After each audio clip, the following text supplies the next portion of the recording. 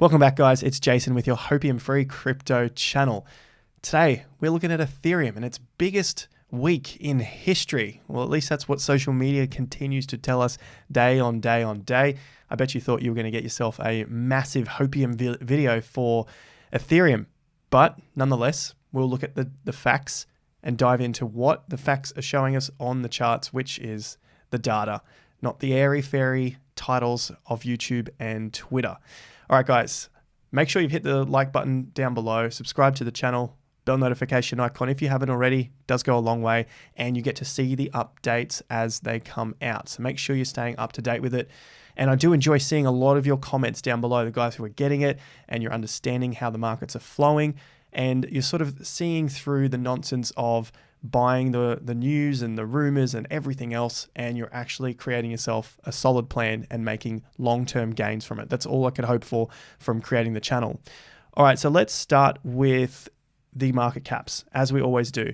$1.58 trillion. Bitcoin, 39,600. We just had a little bit of a fall over the last few hours as I record this, 5%. But as you can see, Ethereum only took a dive of 1%, which means it's holding up on its Bitcoin value and it's actually increasing in order to offset the losses on Bitcoin.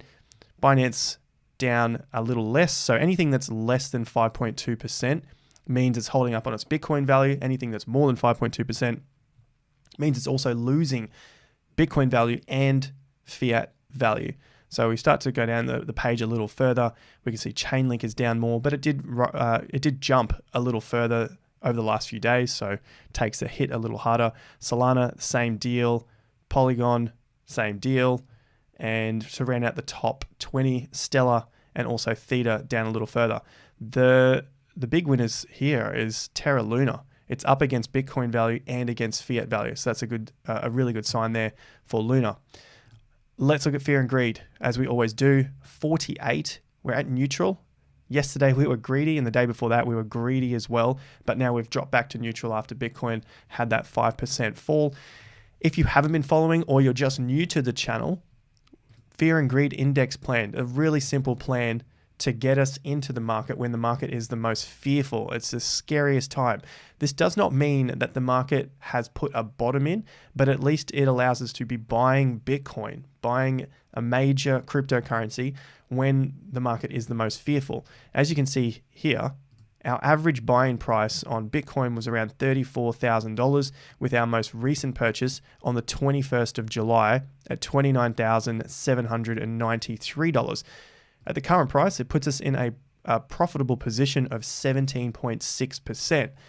So if you're unsure of the titles or the content that I'm producing on the channel, you may think it's bearish, especially when you see the minority think that we're talking about markets will only go down and we have to have this view of the market only going in one direction. That's not how we work. We are long-term investors, but we plan for both sides of the market, just as any serious investor does.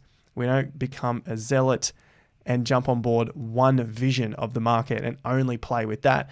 You got to be balanced, because at the end of the day, your emotions are coming into this. So we want to be balanced on all accounts. So long and the short of it is, we have been buying Bitcoin. The plan has been telling us to be buying Bitcoin, and we just stuck to it. Average price now of $34,000 on Bitcoin, up 17%. Let's look at the cryptocurrencies. Before we get into all of the Ethereum goodness out there, cryptos against their BTC value. So we've got CoinGecko, BTC.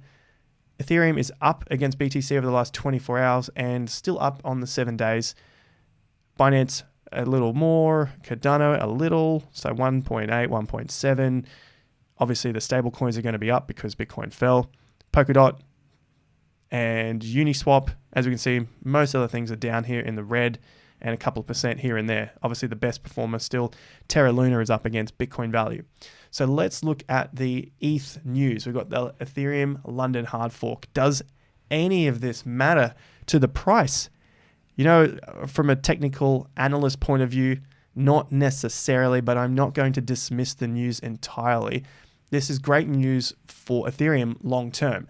In terms of a short-term trade, sure, we've seen the market go up, as we'll see on the chart, about 50%. So there is something to be trading out of this. Is it going to be the point that holds the market for the long term? is the low in and this news is what is going to skyrocket the market? We can't say. No one can say. But we can see that the price has been affected short term by the news. So London Hard Fork makes some tokens worthless. We've got a couple of gas tokens here which will become worthless. We can see it on this tweet here.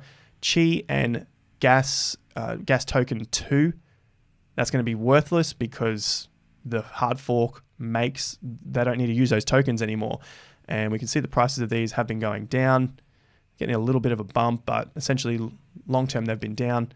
Gas token 2 also down, having a rise for some reason, but at the end of the day, once this hard fork takes place, then these tokens are gone. The other point I wanted to bring up here, looking at the news, this is the way I like to use the news. You can see this is getting really bullish from a lot of reasonable sized Twitter followers here. 35,000.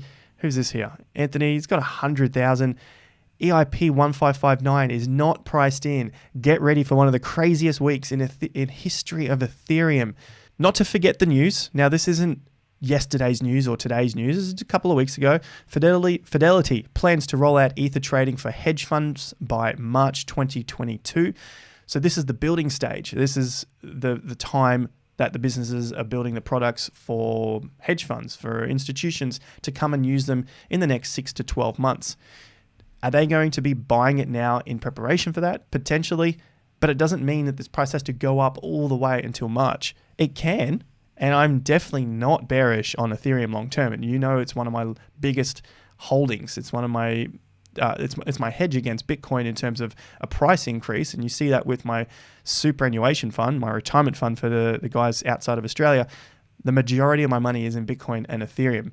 And so although there are headlines, it doesn't mean that we are going to be going up only until that period. We still have some time to settle out and sort out what's going on in these price ranges. More news. JP Morgan says Ethereum upgrades could jumpstart $40 billion staking industry.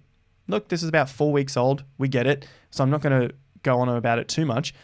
The report estimates that crypto staking business is worth $9 billion and could reach $40 billion by 2025 if proof of stake becomes the dominant blockchain consensus mechanism. So there's a lot of money in proof of work, mining stuff like Bitcoin. And so if proof of stake becomes the dominant blockchain consensus mechanism, then they assume there's going to be a lot of money to be made in staking. So they want to be ready for that as well. Is this true? It's JP Morgan. They throw a lot of things out, positive and negative, or at least it's the headlines that come through to us from what they're saying. Ether could overtake Bitcoin as a store of value, Goldman Sachs says. So this is again earlier July, about 4 weeks ago. I'm just repeating a lot of the stuff that we already hear, but you'll see it again this week. So I just want to pay attention to the headlines, the stuff that people are saying, especially the tweets and the big crypto YouTube and Twitter accounts talking about this. EIP 155 is not priced in. Get ready for the craziest weeks.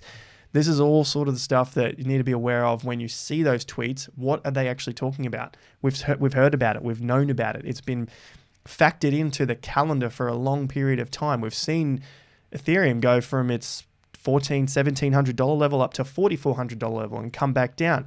Was it not priced in then? That's all the stuff that I take into account when I continue to see these headlines. More tweets.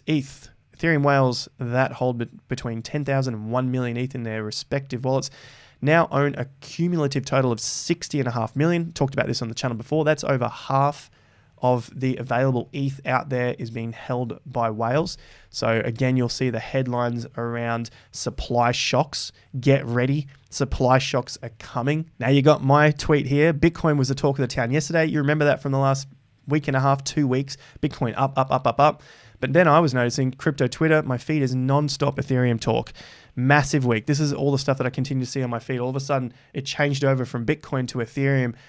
Again, all the titles of that. That gets me a little bit concerned about what is coming next. I can definitely get on board with the emotional ride, the roller coaster of my ETH going up. I've made 50% since the bottom. But is this a potential buy the rumor, sell the news event? I want to ask you guys, what do you think is going to happen this week after the 4th of August when the hard fork happens? Do you think ETH will maybe take off and we'll never see a $2,500 ETH again, which is the price of ETH at the time of this recording? Or do you think it's a buy the rumor, sell the news type event? Let me know in the comments down below. These details here from June Analytics just show us the amount of ETH that's locked up in ETH 2.0. So again, that adds to the supply shock. Basically, ETH coming off the Ethereum chain going into ETH 2.0, which is bound to come out. You know, I'm very bullish on Ethereum long term. I just have a longer term perspective of how these events play out. I don't see them as short term, day to day or week to week. I think it takes months to years for the long-term gains to be had in these markets. So I'm just preparing myself for that and continuing to buy into the cryptos that I believe in long-term when I see that the price is right on those charts. Speaking of which, here's another chart. This is Ethereum and the Google Trends search. You remember it back in May when we had the big dump and obviously, firstly, we had the big price spike and then we had the dump on Ethereum. Look at the Google Trends search now. There's not much happening at all. We are basically back to the low levels we saw in March when the market had a little bit of a correction. And it's nowhere near any of the highs that it was back in 2017 and 18 as well. So is this the point that we take off to new all-time highs? Not quite sure yet. I happen to think we're possibly in this sort of zone where we do see some potential starts, a little more of a fade away, and then when no one is thinking about it or talking about it, then we start to build. We really start to go. So that's what I'm thinking is coming next, and it's really going to require a lot of patience. Now over to the charts. ETH BTC. Last week, we closed up a good week. We had an outside week, meaning there was a lower low and a higher high, and that also built on the previous week again, which was a lower low and a higher high. That just it just means how the market is undecided. It doesn't know what it wants to do yet because we're getting this megaphone pattern play out, which I can draw in here. Up and down, megaphone. It's undecided. It's unsure of what is to come next. And so on the BTC pairing, what we want to see is a breakout at least above 7%. We've got to get above 7% and then begin to consolidate. Move up and then come back onto this line before we start to move again. That's what I'm looking for on ETH BTC. Nothing really has changed over the last 6 to 10 weeks, really. We shot up and then we're back into this zone. I wouldn't be surprised if we came back to our 50% level at 5%, but as you can see, it's not really too much to be concerned about from my point of view, because between a 7 or a 5% ETH, neither here nor there, in my opinion, for my own portfolio and long-term investing. ETH USD. Now I'm looking back on 2017.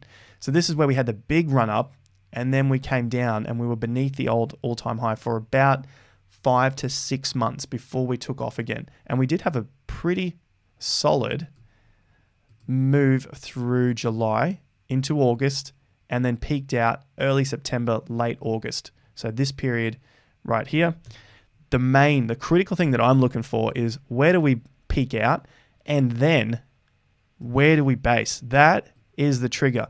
I wait on the sidelines quite a lot because I want to see some confirmation. I want to see confirmation in the market. I don't need to be buying all the time because, like we've talked about many times before, the market essentially moves for about 10 to 20% of the time. You just want to be in it for that move. You want to be in it before that move. But this period, that's like 80% of the time. It did nothing. It went sideways. So you just want to be buying it as low as you possibly can, right here and all through here. And then you just want to wait. That's it. That's literally the market tells us when and why we have to do something. The timing is right there. And so if I move forward to 2021, it's potentially doing something similar. Maybe we do skyrocket. Maybe we get past our 50% zone, which is at the 3,000 level, get to our highs, get rejected. Right from this point on our dollar value, we need to see it cross the 2,900 and then our 50% level, which is 3,000. So from where we currently are at $2,500, we are about 20% away from our 50% level. That is the level that will let me know, are we going to get rejected? Are we going to cross above it?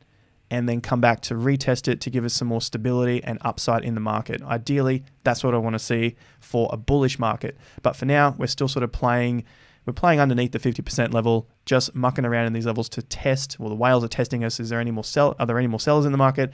Are there any more buyers? And where are the buyers stepping in? Currently, that price is at around $1,800. Sellers at the moment are sitting around 2,600, as we've just seen over the last 24 hours. So all of this good news has brought about an ETH price of 25.50 so far. We've got a couple of days left until the hard fork comes through. Does that mean we're going to never see a $2,500 ETH again? I want to hear your thoughts in the comments down below. From my experience, there has been a ton of news and a ton of hype. We've only managed this sort of a move so far. The move is, call it 50%, a nice rounded number to the upside. You know ETH, you know crypto does more than 50% when there is this much news. That's what has me questioning it a little bit. If you're not questioning it and you think I am full of it and this is going to go to the moon from this point, let me hear from you guys in the comments down below and why. No one's right, no one's wrong. Market is going to tell us what happens at the end of this.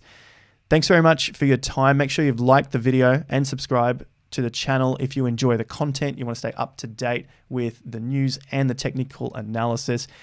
Check us out on Twitter and on Instagram. The special on the Investor Accelerator is still running. It is a new month, so make sure you jump on board early in the month so you get all of the reports coming through and you get all of the previous exclusive posts and reports from the previous month as well.